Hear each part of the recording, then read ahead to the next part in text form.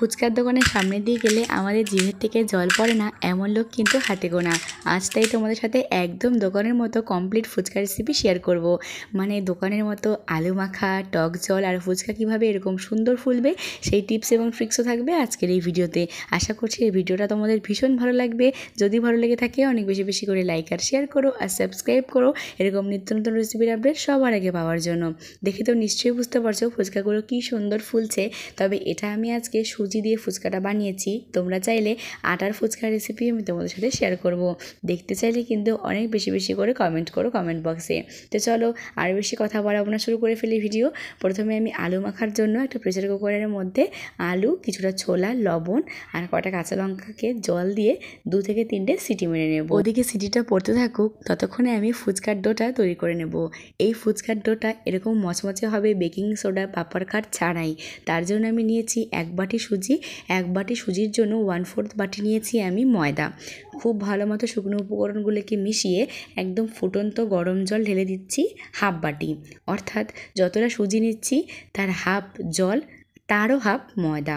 এই রেশিওটা কিন্তু খুব ভালো করে মনে রাখবে, তাহলেই কিন্তু ফুচকাগুলো খুব সুন্দরভাবে ফুলে উঠবে। যেহেতু এখানে আমি ফুটন্ত গরম জল ইউজ করছি তার জন্য কিন্তু ডোটা মাখার সময় একটু সাবধান থাকবে, নয়তো হাতে কিন্তু লেগে যেতে পারে। ফুচকার এই ডোটাকে কিন্তু খুব বেশি মাখার দরকার নেই, ওই 2 থেকে 3 মিনিট মেখে নিয়ে 10 থেকে 15 মিনিট আমি রেস্টে রেখে দেবো। এবার দোকানের ফুচকার আলু মাখার মতো স্বাদ পাওয়ার জন্য একটা ভাজা মশলা তৈরি করে নেব।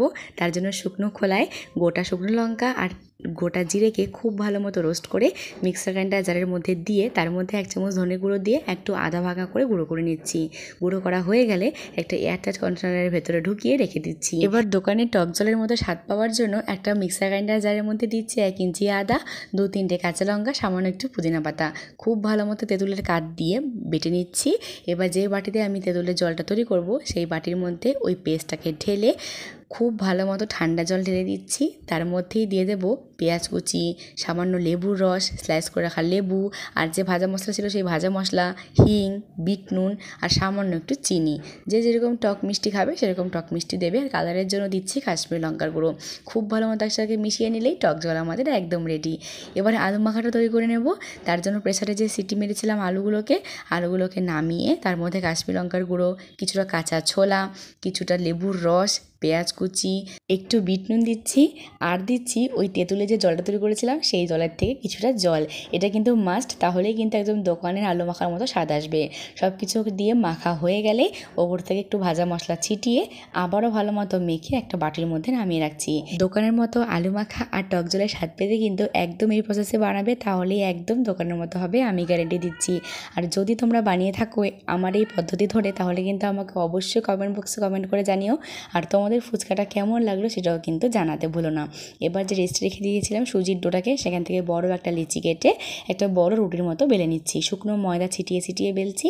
তোমরা চাইলে তেল দিয়েও বেলতে পারো, তবে তেল দিয়ে বেলে একটু রিস্কি হয়ে যায়, তার জন্য আমি শুকনো ময়দা ছিটিয়েই বেলছি। বেলা হয়ে গেছে, একটু পাতলার দিকেই বেলবো। তারপরে একটা কৌটোর মুখা দিয়ে খুব ভালো মতো গোল গোল করে কেটে নিচ্ছি। তোমাদের কাছে যদি গ্লাস থাকে সেই গ্লাসটা দিয়েও তোমরা কেটে নিতে পারো।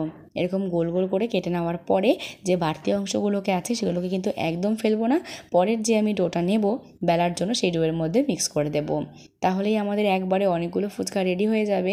তোমাদের কাছে যদি বেলনা চাকিটা একটু বড় থাকে তাহলে কিন্তু আরও অনেক বেশি ফুচকা তোমরা একবারেই বানিয়ে ফেলাতে পারবে।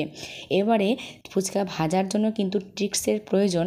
তার জন্য ফুচকাটা বেলার পরে যেই দিকটা নিচে থাকে সেই দিকটাই কিন্তু তেলের দিকে নিচে দিতে হবে। তারপরে উপর থেকে একটু চাপ দিলেই ফুচকাগুলো দেখবে খুব সুন্দর ফুলে আসবে। আর তেলের টেম্পারেচারটা কিন্তু একটু গরমের দিকে থাকতে হবে, মানে হালকা হালকা ধোয়া উঠবে এরকম গরম টেম্পারেচারেই কিন্তু ফুচকাগুলোকে দিতে হবে। আর ফুচকাগুলো দেওয়ার সঙ্গে সঙ্গে কিন্তু হাতা দিয়ে একটু এরকম করে চাপ দেবে, তাহলে দেখবে ফুচকাগুলো একদম বলের মতো ফুলে উঠছে। আর অনেকক্ষণ পর্যন্ত ক্রিস্পি থাকবে এই প্রসেসে করলে। না বেকিং সোডা না পাঁপড় খার কিচ্ছু লাগবে না, শুধুমাত্র এই প্রসেস ফলো করলেই কিন্তু একদম দোকানের মতো মুচমুচে ফুলকো ফুচকা রেডি হয়ে যাবে তোমাদের খুব সহজে। 1 বাটি সুজি দিয়ে তোমরা অনেকগুলো ফুচকাই কিন্তু বানিয়ে নিতে পারবে। দেখো আমিও বানিয়েছি, তবে আমার আরও ফুচকা আছে, সেগুলো আমি কিন্তু তোমাদেরকে ভিডিওতে দেখাচ্ছি না। আরও ফুচকা আমি রেখে দিয়েছি এয়ারটাইট কন্টেনারে ভরে। এবার আমাদের আলু মাখা, টক জল, ফুচকা সবই রেডি, শুধু খাবার পালা। এবার ফুচকাগুলোকে ফাটিয়ে দেখিয়ে দেবো তোমাদেরকে কতটা মুচমুচে হয়েছে। আওয়াজ শুনে তো নিশ্চয়ই বুঝতে পারছো কতটা মুচমুচে হয়েছে।